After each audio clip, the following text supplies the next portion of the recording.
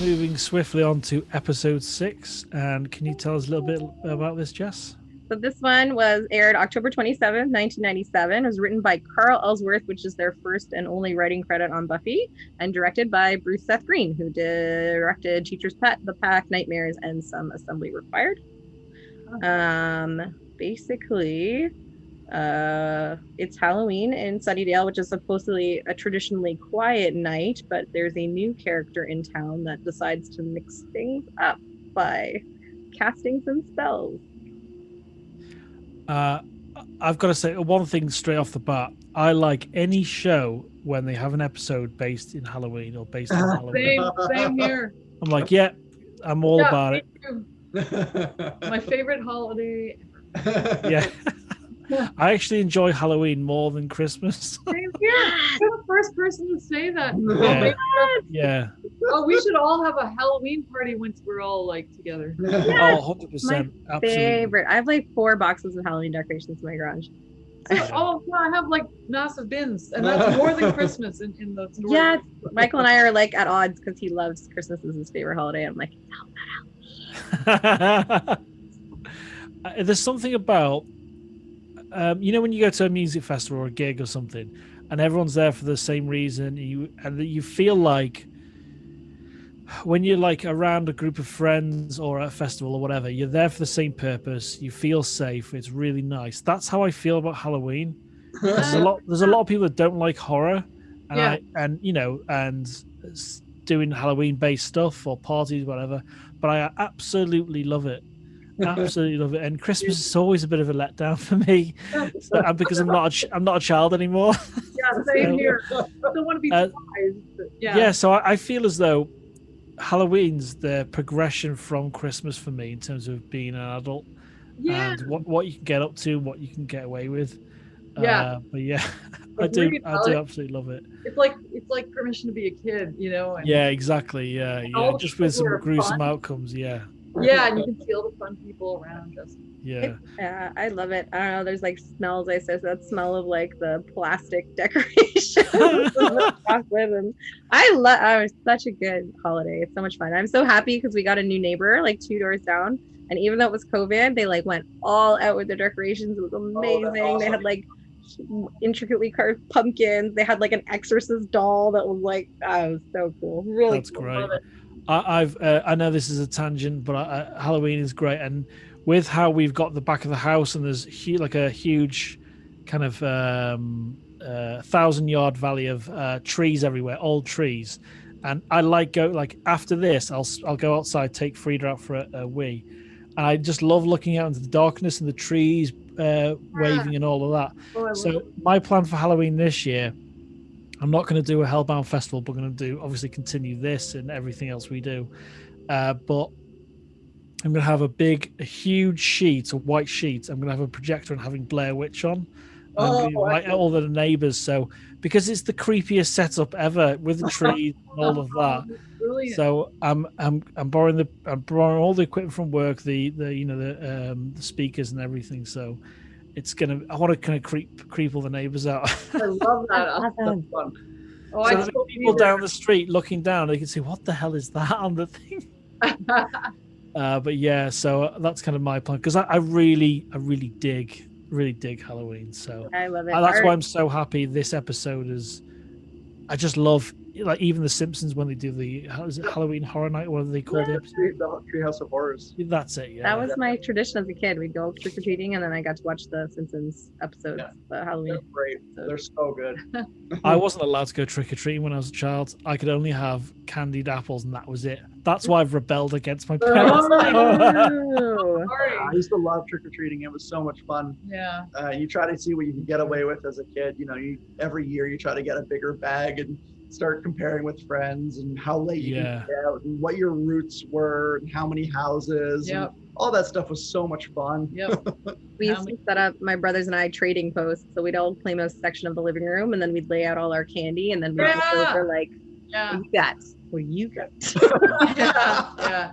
I'm so jealous. I missed all of that. Sorry, but now I like having a huge kind of like almost like a witch's bowl with really good sweet selection in for people that come round. So That's I kind of If pay you it. ever go to Disney World at Halloween time, which is pretty long at Disney World, they actually have like an event you can go to, and you can go trick-or-treating as an adult. They have little candy stations, and you can go I get need to your do that. trick-or-treating done.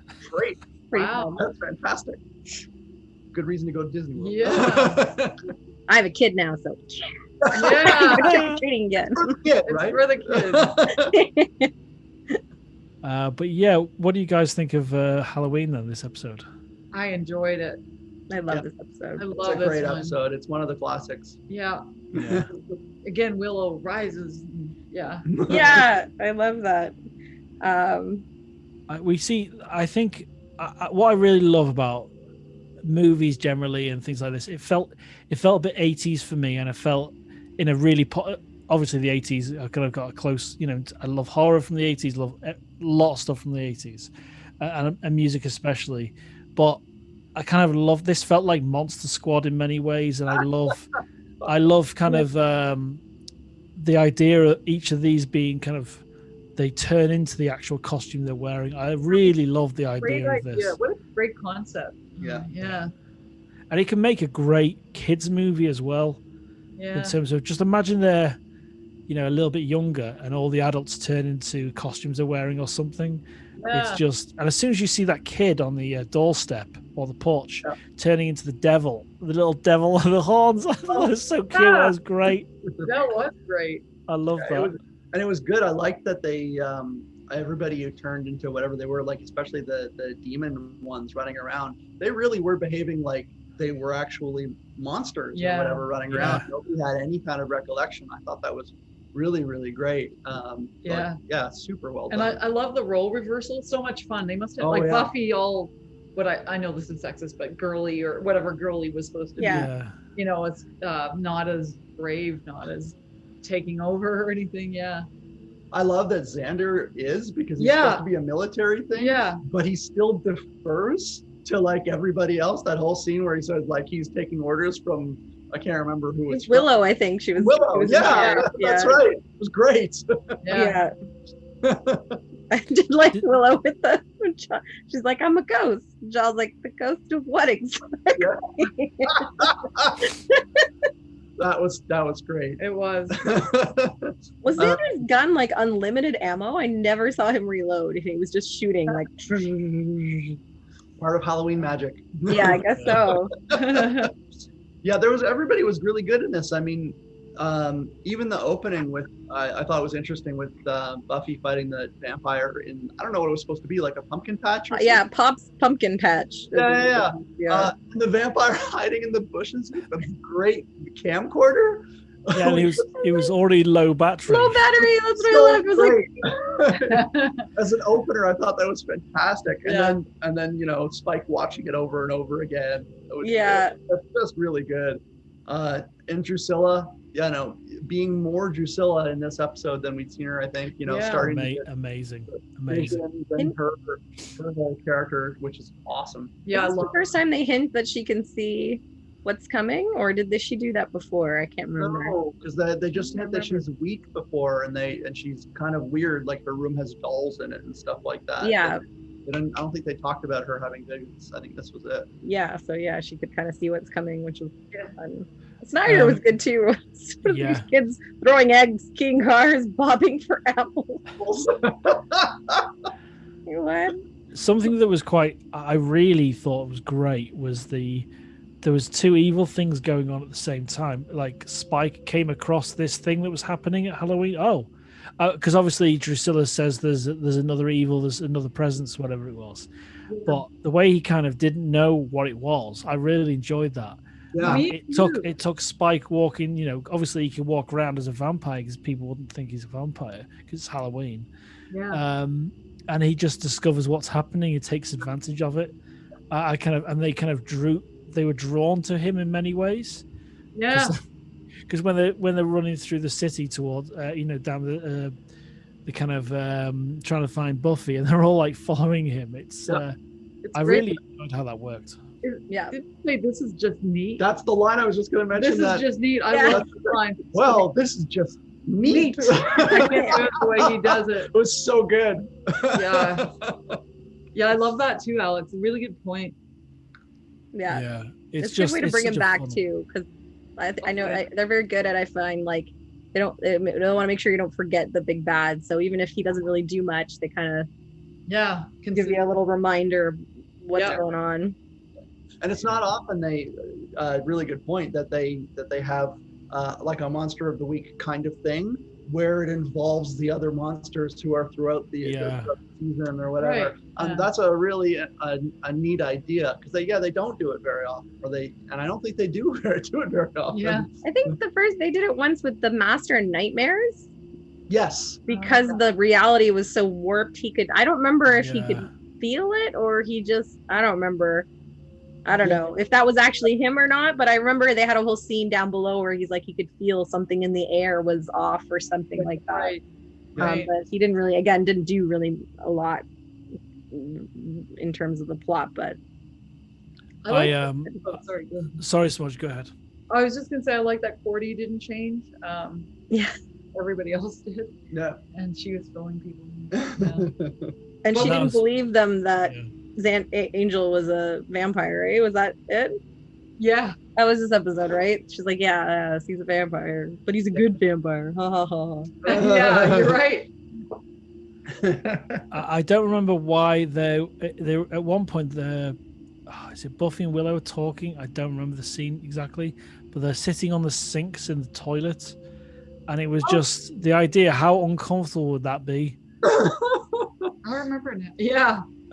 I don't. There's a line of dialogue I have written here. I should have written who. I should have wrote who says it. It's when it comes to dating, I'm the Slayer. Oh, I remember Cordelia that. said that. Oh, it must be Cordelia. I think it was Cordelia. Yeah, because they were having a head-to-head about Angel, because she goes to the Bronze to meet him, but she feels really insecure about because Cordelia looks so nice and put together, and she's just been put through the ringer by this vampire, so she leaves. Yeah. And so they're still kind of fighting over Angel. Right. Yeah. That's true. Sorry, go ahead. How creepy did you find the costume shop owner? Oh, Ethan Rain. Really creepy. He's great. He's great. I love him. He's so creepy. Yeah. He's one of the so good that in real life I can't imagine him not being creepy as a human. But I loved about him being there. He was really creepy on himself, and I love also just the motivation of like, I don't have a motivation except to just cause chaos and like be a shit disturber. Like, but I loved him with Giles because like this is the first time we've really gotten a hint of a backstory with Giles. His nickname is Ripper, and that he had like a darker past. And I love, like, he's so good. Anthony Stewart had of like he's such this like befuddled librarian, but then there's that scene where he takes off his glasses and he's just cleaning him with his handkerchief, and all of a sudden he's just like this super scary badass, like out of nowhere. You're just like, wow. That was excellent, and that's one of the highlights of this episode. Is all the role reversals super great, super great to see him. Or the other side. And when he threatens him and tells him to leave town and everything, like just like it's just really believable. And I love that they didn't feel the need to explain it all. Love they that. Had some backstory, and they didn't need to tell the audience right away about what was going on with like a flashback or something. I thought that was so great. Yeah, and they're both such strong actors, like Ethan and John. Yeah. I love that. You know, when you've got two actors that are kind of going head to head in many ways.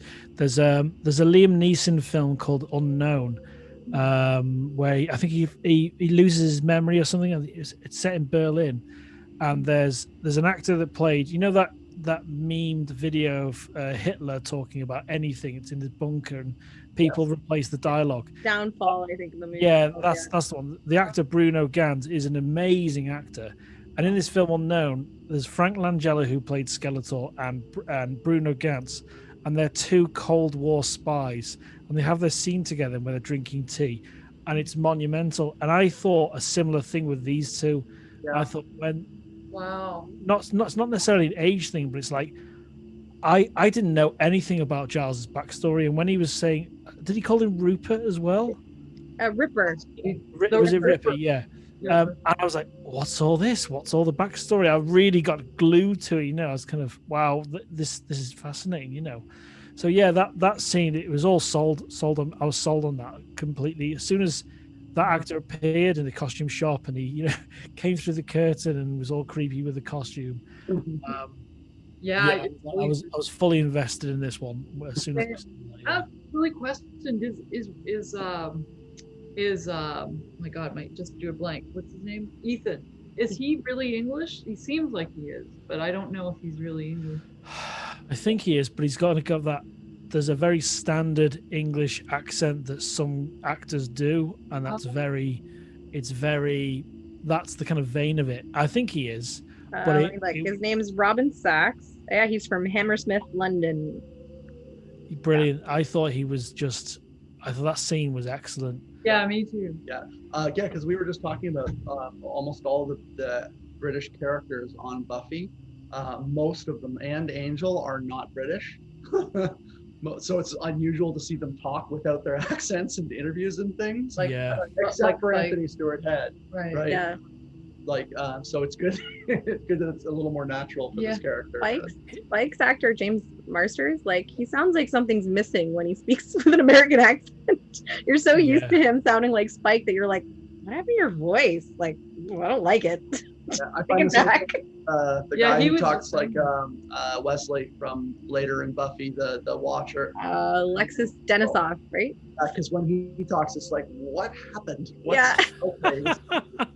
He's there. He married Allison Hannigan. They're married. Yeah. Oh wow. That's her husband. Yeah. Wow. Wow. Yeah. This. I thought this generally this episode. I just enjoyed so much of it. I thought Willow's two kind of costumes, obviously where she looked really nice, and then the costume of just the kind of classic ghost. Yeah. That was so good. It was so cute. She's so shy. I kind of love that Buffy took a back seat, I guess, with her insecurities and being the girly girl and not, being Buffy, that Willow just stepped up and took charge. And so much so, that I like the little progression of at the end of the episode, she's like, whatever, I don't need this costume. And she just walks out all bold in her really sexy biker chick. And then pops up. Who is that girl? Again, the same line. Yeah, I love that. That was such a nice touch. It's so good. I like that moment for her. She owned the episode. She was brilliant. Brilliant in this one. Yeah. Yeah, so much so you were saying like Xander as the big army guy deferred to her. It was like, yeah, she's in charge. She knows what's going on. I'll listen to her. Doesn't Buffy when he's talking about her being in charge, she says like, "Oh, you would take orders from a woman?" Oh, right. Like it gets all weird. Yeah. That was funny. I love that her version of a 1700s girl was were any of them really was the spell to make them actually that, or was the spell to be their concept of that? Because it very much felt like just whatever her concept was. It's got to be their concept. Not a real person. Yeah, it must. That's a good point. I think it must have been their concept of that. So. Yeah, because I mean, I know that women were obviously different in the 1700s, but I can't imagine them acting like that. And also, what was her accent? Where was she from? Yeah, her accent was a little dodgy. It's like I loved how their kind of the what they turned into was reacting to the modern world, the real world. Yeah, I loved all those little moments, little nuances of the reality therein. I really enjoyed that. I think Xander's idea of a soldier's got to be from Vietnam or the Korean War or something. Yeah, Platoon or whatever those movies you watched. Yeah. Absolutely, yeah. So I think it worked really well. It was really nice to see Buffy taking a real back seat in this episode. What a relief almost, Yeah. Like the bad side of Giles, I was something delicious and new, that. Yeah, exactly, yeah. What? Yeah. And I love the last is on the note that says "be seeing you," in terms of going to be. Oh, yes. I'm not sure if does he come back in the future. Yes. Yeah, he comes back a few times. Yeah. but it's a line of dialogue from Patrick McGowan in Prisoner. Yeah, one of my favorite shows. Yeah, I absolutely love Prisoner, and I went to Port Mary on a couple of years ago. Oh, that's fantastic. I'll have to send you some pictures, Dave. Oh, that's cool. If you ever come here, I'll take you there. I'll drive you. Really? Wonderful. Oh, Alex, my brother was obsessed with that show. I love Especially, that what was show. the big ball called?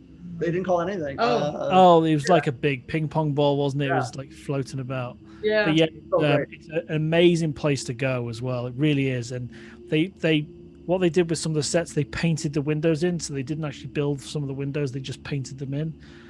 But that was to do with the actual design of where they shot the show. But they got a giant chess set there and everything, so it's nice. It is pretty awesome place. And they have a music festival every few years there as well. Oh, wow. But yeah, that'll be on the list when you come here. That'll be on the list of places. Growing and growing. Awesome. Yeah. But yeah, I that rivalry, and when you see two really good actors or two good performances, because he didn't have that much, I love the kind of the seance, not the seance, but the kind of cultish aspect where the candles and the stone head and all of that. I thought that was, I dug a lot of this. Yeah, the ritual of Janus. That's it. That's right. Which is where we get January from, right? Janus. Yeah, that's right. Yeah. Ethan was only in, I think, 2, possibly 3 scenes. Like, he wasn't actually on screen almost at all, which made it so much more effective to me. And you actually wanted to know more about the backstory and see more of him, and didn't know whether that was even going to happen or not. Yeah. Which was cool. I did have a problem with one moment of this episode, which seemed like a really big screw up for a Buffy lore kind of thing. When they're at Buffy's house and they're just discovering, like, they're trying to hold up, a vampire comes in the back door, and they all talk about the back door being unlocked, and it's not a vampire that anyone has seen before. It's just a random one that's somehow allowed to go into Buffy's house without permission. And he breaks a whole lot of rules. Oh, yeah, I saw that too. I don't know why. They don't, if it's not a real vampire, it doesn't have to. And that's the thing I wondered. I'm like, maybe it was somebody in a vampire costume? There you go. But I don't know. It just seemed like just a thing they totally threw away, that there was a vampire that tried to get in. It just, I'm like, why didn't anybody think of that in the production? Like, they can't do that. I noticed that too for the last episode. Angel walked into the frat house totally uninvited. No one asked to let him in. But that might be because it's not anybody's like a personal home dwelling. It's like a more of a communal thing. I would agree, except for the fact that they specifically say he has to be invited, and they make that mention for the school in Sunnydale. Later on with Jenny Calendar, he says, because the sign says any who seek knowledge may enter. So he specifically, that was his invitation. So that's why I was like, how did he get in there? Yeah, that's right. That's funny. I guess they just not go into any place unless he's invited in. That's a really big hassle. Oh, that's true. How does he get in the bronze? Oh, yeah. Wow. Yeah, I don't know what the rule. I guess it's pretty iffy on the rules. You're right, but I mean, a frat house, people live in frat houses, right? That is someone's house. So maybe if you're having a party, no rules apply. So like, you're having a party, you invited me in. Yeah, I don't mind like them, like they don't have it totally figured out, all the lore stuff. That's not a big deal, but it just seemed to me like that moment that just totally, they could have made any monster running around. That, all the different ones running around, it could have been anything, but no, they made it a vampire. So I don't know. That's interesting. I love the fact you noticed that, Dave, and the thing about the driftwood window in the previous episode. I love that. I like that. Also, they kept up their idiot blockading in this episode, where they were just blockading one window in the house. Right. I'm like, there are other entryways in this house. Right. I didn't know what you meant for a second, Justin. I'm like, oh, right. Idiot blockading. There's a big front room window. Yeah. Which they show often. That would be very easy to yeah, break. that's true. Yeah, and they just barricaded like one. It's like, okay. Every they have to have some blockading that doesn't really make They- sense. Oh, what was that episode? It was the one at the Or The morgue. yeah. Or yeah, oh, that was so lame. the lampshade. Oh yeah. On the file. Oh my god. Oh my god, yeah. I do wonder love if this that. was like a running gag for them. Like it was done Yeah, totally on purpose that they were like, Get something heavy. Get something heavy, for God's sake. it was like they barricaded the library doors. I'm pretty The sure library. they swing both ways, Yeah. Yeah, right? and empty library shelves that happen to be there. Our library books, yeah. Yeah. Yeah. Shelves. Oh my God. But no, this was a really enjoyable episode after the previous one. Yeah. Kind of made up for it for me. Me too. Hopefully, we don't get to a point where both episodes we watch are terrible. Oh, no. Maybe that might happen. But I hopefully You're like, oh no, is the next two terrible? No, I don't think so. Okay, yeah, I remember the next one being pretty dumb. I was speaking of, we went over all that thing about loving our Halloween candy, but we forgot like Xander's whole speech with his gun, training all the kids, all the tactics to get extra candy. That's right. I forgot about that. That was so great. What did he say? I forgot. Something like, you can always try. Like one of them was like, you can always try them. You missed me, but that's risky. That's right. Right. That's right. Coming again to the door. Yeah, or tears. I think was one of them. You try crying, or Wow. Yeah. And that was really kind of a weird thing. I forgot about that. That Snyder was assigning them to be guides for kids in Halloween. I've never heard of a school doing that for neighborhood kids. Like letting teenagers take kids out who they don't know. Yeah. There was a sign. There's a sign in the school called "Volunteers are winners." And the way he was spinning the kids around, touching their shoulders and spinning them around and getting their attentions, it's quite an interesting one. He's such a good actor, Armin Shimmer. he's great. Oh, that's so good. Yeah. Yeah, I don't Yeah, that is really odd. The fact that he's getting the kids to take the kids around. Yeah. I would not allow my kid to be taken over by a random high school child. Yeah. No, that's not happening. I wouldn't either. Yeah, like there's a lot of things that you go, okay, well maybe in California that's like a normal behavior, but I don't see that happening anywhere. I do wish that like Halloween looked like that. Like TV really sets you up for disappointment in terms of going out on Halloween. Maybe it's just a Canadian thing because it's always so freaking cold here by the time Halloween rolls around. But I have never seen streets full of children in costumes happily going from house to house. I'm lucky if I see like 1-2 kids an hour, maybe. Like, yeah, it's the same here as well. Yeah, it's pretty disappointing. But they always look like these amazing Halloween, all these kids out and about. I'm like, oh well. Yeah, I always remember being a kid, being trick-or-treating, and my house would be done up. But I guess my neighborhood, it was all residential, and almost every house would be involved in it. That's great. And there were a lot of kids because there was a lot of younger families living in that area at the time, and it was really, really amazing. See, it really was kind of almost like those movies where it was like, it was amazing. But I haven't seen that for a long time. Yeah. Apparently it depends. So it turned like Michael's personal trainer. He lives south of us in like a townhouse complex. So I guess maybe kids are just more mercenary now because he lives in townhouses where you can just go bang, bang, bang, bang, bang next door. He gets like 200 kids every year. Wow. So I guess they just like, I'm not going to walk between these houses. I'm just going to drive down to where they're all really close together. Oh, wow. Yeah, it's hard because we, the last couple of years, we've tried to give away Halloween candy in a condo, right? And there are families that do that. It's really great. They must take their kids just floor to floor, and we dress up and try to do a thing with it. And it's super fun. It is fun. It's so great. Even last year, it was really great seeing all these kids in costumes. Yeah. I really like it. Oh, that's so cool. Yeah, my uncle gets a lot because he lives out in Alberta, and I guess he's like the biggest town for like the farm area. So they all like bus into their little town to go trick or treating because like they're in like a farm, like a rural area. So he gets like 200-300 kids a year. Wow. When I finish doing the back garden, I can actually, the house is finished to a certain degree.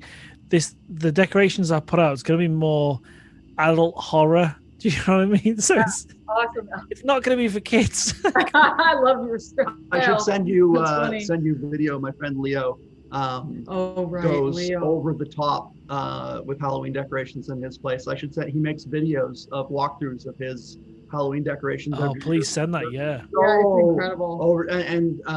Like they're so loud you can hear his house from blocks away. That's amazing. And, it's terrifying, but it's become like a spectacle thing that he tries to buy a major Halloween decoration every year, something really like some big animatronic demon or something, and yeah, it's pretty amazing. It's fun. He takes it very seriously. Yeah, I love that. Even the wedding. Cool. Their wedding was Halloween themed. Yeah, it was the perfect wedding. I mean, yeah. That's so cool. The walls, the decor, everything was so good. Yeah. Amazing. I want to see this. Yeah, I think my friend told me what they did. Like some people in their neighborhood that go all out is like they had like 2 signs. So for like littler kids, you can just go straight to the front door and get a knock, or they made it so like for if you want the scary rule, they had like a route through their backyard with like all the like really scary stuff, and then they could knock on the back door for the candy. So they had like 2 options. That's awesome. Actually, we don't have a house, but one of the reasons I want one is just because of Halloween. Because I want to decorate it all. And, yeah. I think I've got potential because we've got a side gate here just on the other side of this wall. I'm going to do that. The two path thing, and the concrete path on the outside. There's a certain natural break to it. So there's that sounds great. I love that. Oh, that'd be awesome. Yeah. We just don't get enough kids to. We didn't even really bother that like last year, and then I felt bad because our neighbor went all out. I'll just send you guys pictures. Like, man, it was so good, and I was like, oh no, we failed. A friend of mine, when I was a teenager, his mom was a special effects artist, and she used to do their Halloween decorations. And I remember one year, we were always busy doing other stuff, but we went by. He's like, you have to come see my house, and she'd made fake bodies wrapped in burlap sacks and barbed wire and hung them from trees upside down and covered them in like fake blood and stuff.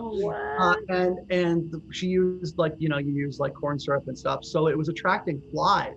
So these fake bodies were being covered in flies, and the cops were called on their house like I think 4 or 5 times in that one night, because it was so terrifying that parents would walk by and think like, yes, it's Halloween, but that's really horrifying. Wow, that's so cool. We've got a police officer that lives opposite, but then one to the left.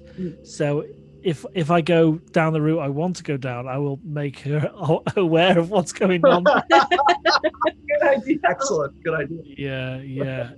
Oh God, yeah. Because if you turn onto this street, when you, all of you will see it at some point in the future. It looks like Haddonfield, Illinois. It looks like that on this street. Wow. So when you step out, or you're at the top of the stairs and you look out the small window onto the street, you expect Michael Myers to stand up from oh my God, it's seriously sinister, the street. So I need to kind of maximize the potential for Halloween this year, I think. Alex, this is a creepy question that you cannot tell me, but afterwards could I want to Google your actual address later. Yeah. I'll tell you what, I'll go. I need to take Frida out for a wee anyway. I'll take some photos and send them to you. That would be great. I'll add them to the chat. So thank you. Yeah, it's super creepy. And thankfully, I've got a dog now. Even though she's small, I've got a dog I can go out at night. But yeah. So yeah, pumpkin carving's a favorite thing of mine. I wish I could do the kind of shallow designs people can do. Yeah. I can't do any of that, but I do really real sinister carvings with really awful teeth. I'm actually not good at that, but I like watching people who are good at that. We've done it together. I've done a few. You're probably better than me. Yeah, such good fun. I let them. I have huge mouths that take over the front. I really do, like really sinister mouths. But then I don't get rid of them. I kind of light a candle every night and have it out the front. I let it just the teeth curve. Oh, and they go close together, so they go really rotten before I get rid of them. Because they look better. They look better. Yeah. You have a whole plan for it. That's really good. That's awesome. Yeah, because the teeth go like this, but then they start to curl and then they still don't touch. That's really cool. All right. So we're gonna have to have a Halloween episode where we all get to dress up and have all our decorations out and stuff. It's not that far. What's the date? Oh my God! Don't. Sorry. I know I'm trying to enjoy summer. With some awful reporter on the news last month that was like, guess what? It's June 25th. Only 6 more months till Christmas. I was like, you shut up. You shut up right now. It's so awful, isn't it? It's so awful. I'm sorry. Well, I don't know what it's like in England, but like here, it's like next month we'll start seeing Halloween candy in stores. Like, it's cards, it's themed cards and all of that, crackers, whatever. Yeah, and then by the time like Halloween's not even here, because we've had Halloween decorations since August. By about like September or early October, all of a sudden the Christmas decorations come out, and you're just like, come on. They don't even wait for one holiday to be over anymore. Not even close. It's like gone. Everything's out. I've just thought, but before we all go, I just thought that, you know, the whole 2 different routes for Halloween candy, like the front door, kids go straight up, get the candy, but because they have to go into the garden, my back garden looks like those dark scenes in Poltergeist, you know, the graveyard. It looks like that. It's that awful. So what I'm going to do is I'm going to put up a small yellow tent, put a light inside with some sort of silhouetted figure, and just put a huge amount of sweets inside. That's a great idea. Go in if you dare, kind of thing. You know? I love that idea. Yeah, because I'll go really twisted. Man, I hope COVID really settles down quickly. For more than that reason. Yeah. But no, that's my jam. Kind of horror is my jam, really. So that's awesome. But yeah, I'm excited now. I'm excited for Halloween. Me too. Absolutely, yeah. Well, that's why this episode was so good, because there really wasn't. There's nothing wrong with anything Halloween. Do they do each season a Halloween-based themed? No. I don't remember. There is one other episode, I think in season 4, specifically that is Halloween, I believe. I think, but I don't know. I don't think they celebrate don't it every year. I think they don't celebrate okay. I think because they said it's like a traditionally quiet holiday or night for everyone. Oh yeah, that's right. Yeah. Let me see. I'll look it up and see what Buffy episodes there were. That's funny. I think I remember that. Because isn't the episode with there are 3 Halloween episodes in Buffy. In the house? Yeah. Isn't that a Halloween episode? That's a Halloween episode. Is that where Giles comes through the side of the house with the chainsaw? Yes. Yes, it is. So. I remember that, because it was the coolest entrance. Yeah, I forgot about that, but yeah. That was so iconic for me, because there was like smoke and everything. He comes through the wall with the chainsaw. I was like, that's amazing. Yeah. Very cool. Wow, I'm starting to think about what outfit I want. Yeah. You're right. Yeah, that's the only other one. There's one in season 6, and then there's the one in season 4. Yeah. With the house, right? We got stuck in. That's right. Yeah. Now here comes as a bunny. So, Jess, what are the episode names we've got coming up next? What is it? Lie to Me and Dark Ages are the 2 next ones. Excellent. Yeah, I remember one and not the other, so I guess interesting to see. Well, thank you all for organising. I felt as though you've all organised this on my behalf. Or so yeah, it's great to kind of get back in the swing of things, and I kind of like doing it anytime we want, really. And then I think I'm going to hold off doing any posting of any new content until we've got kind of a good chunk of these. So, yeah, I've really enjoyed this as always, and I'm going to go and take some creepy photos of my street now. Awesome. Excellent. Thanks a lot. Yeah, I'll see if I can dig up some photos of Leo's decorations. Yeah. Dig up. Oh, dig up. Yeah. Love that.